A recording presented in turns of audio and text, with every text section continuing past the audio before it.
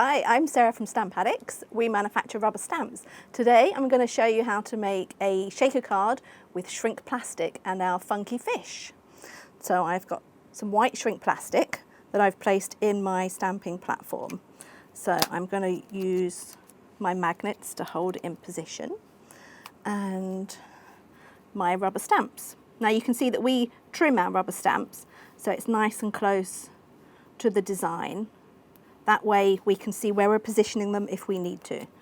So let's go close to, because stamping on plastic can be tricky, so we need to keep it nice and firm and steady. Now I'm going to use Stays On pigment, and this is Pink Cosmos, because I like my fish to be tropical and bright. And I've got a nice orange peel. That's it. I'll give them a good inking. Oh dear. Okay, so we're going to push down firmly. Now the benefit of using the platform, if there's not enough ink, we can re-ink and go again. But no, plenty of ink. Well, that's good.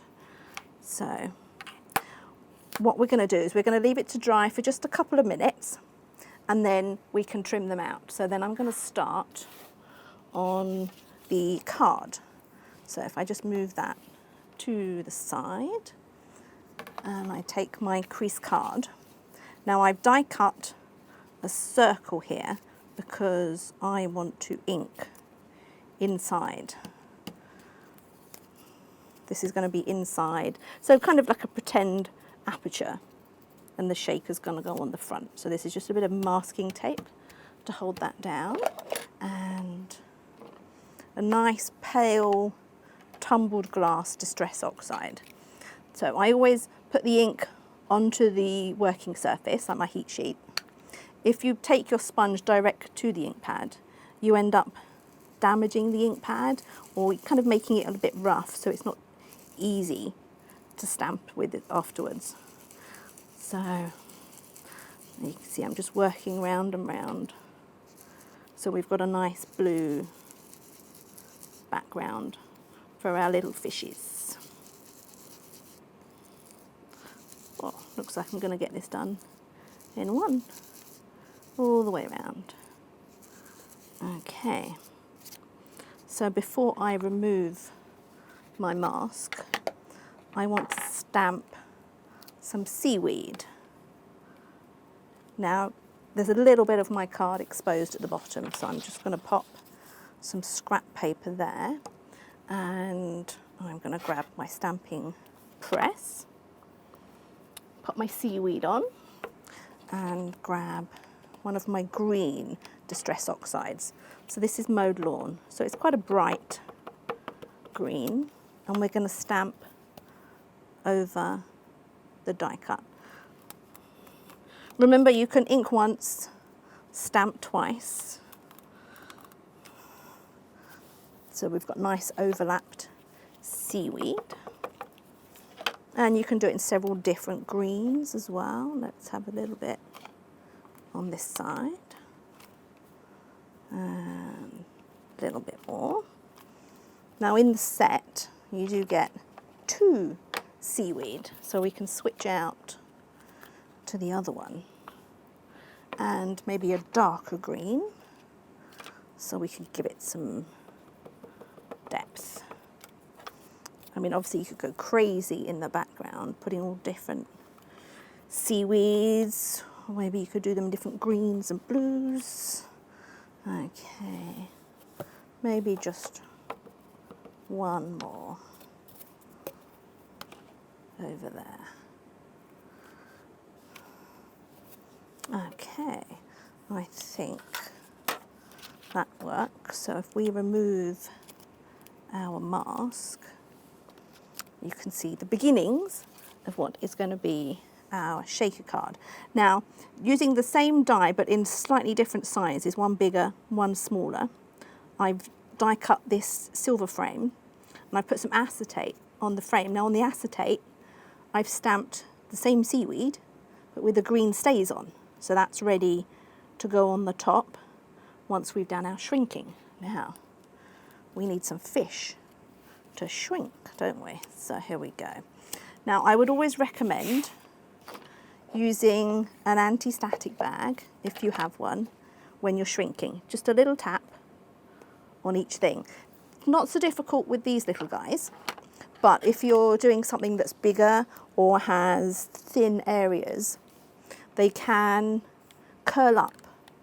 So that always helps to stop them sticking.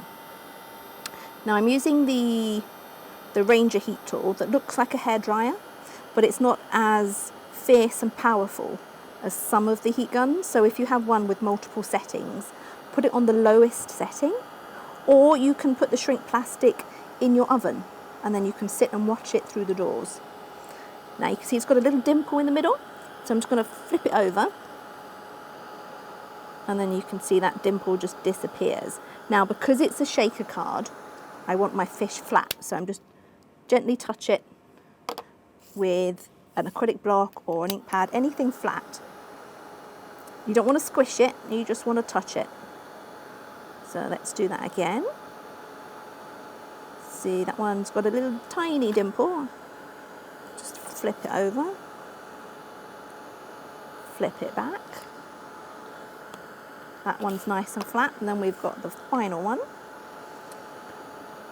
Now I decided in this card I was going to do, what did I do? 9 fish in 3 different colours. So this is just the pink. So that one is flat. Now you'll notice they look a little bit powdery. So we're just going to take a little bit of paper towel and wipe off the powder. Careful, they're still warm. Okay. While they're cooling down, let's go back to the card. Now it's a little bit naked on the front.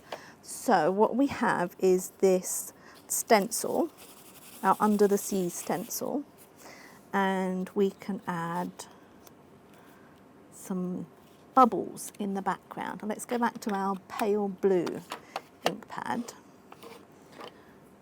and a little bit more of that on the sheet.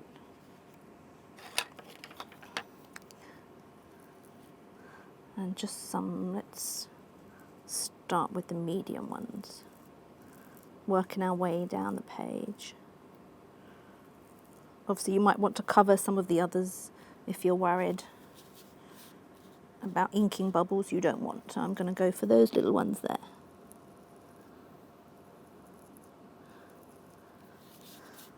And now we can do some more over here. I think I should make one of these in green. Some nice sea green colours. Okay, so, and then we need some more over here.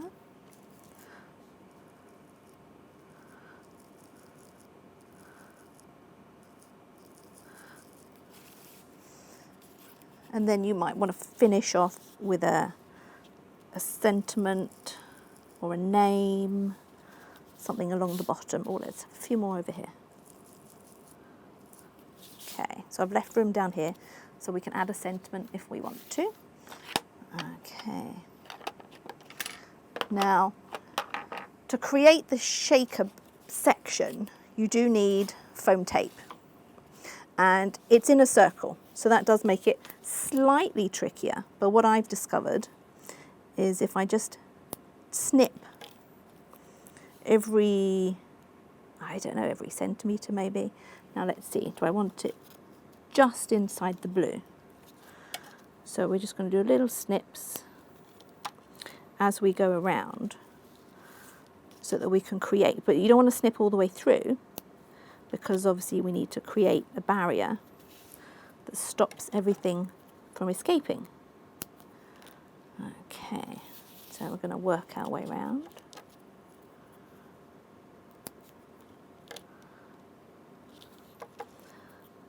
I guess this is probably the fiddliest bit. And I think this is a 3mm tape, 3mm thick. 2mm would probably be better, but that does depend on your shrink plastic. So around we go.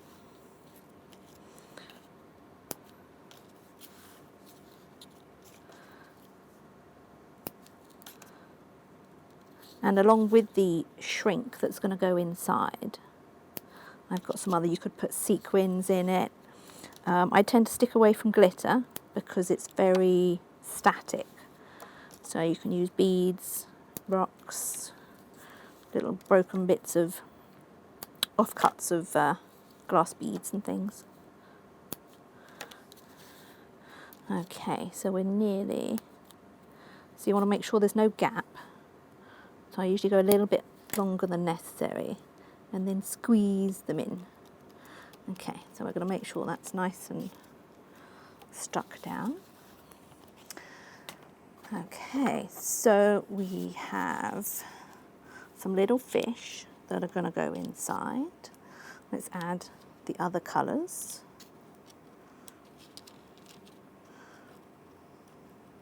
There we go, so a little selection of fish. And then I've got, these are called rocks. They're a bit like glass beads, but random texture, random shapes. So that is ready. Now we need to find the end. Oh, now one thing I was going to say, if you find that around the inside of your tape is sticky, I just use a little paintbrush, of which I haven't got on me, and a little bit of anti-static, and just wipe it around the inside. So that way it stops your beads and your shrink plastic sticking to the sticky tape. Just a little tip. Right, now, I don't know where the end is, so I'm going to start in the middle. There we go. And I've got my acetate window. That's going to go on the front, nice and central. Make sure it's stuck down firmly so nothing can escape. And then we have our finished shaker card.